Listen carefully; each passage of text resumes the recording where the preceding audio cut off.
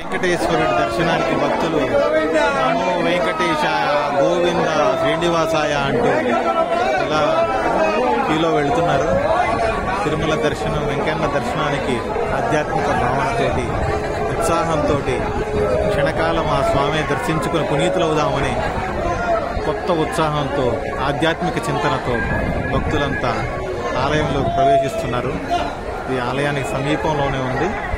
ఈ క్యూలో వెళ్తున్నారు. మధ్యాహ్నం 1 గంటకు వెళ్ళారంట వీళ్ళు క్యూలోకి, ఇప్పుడు వదిలారు.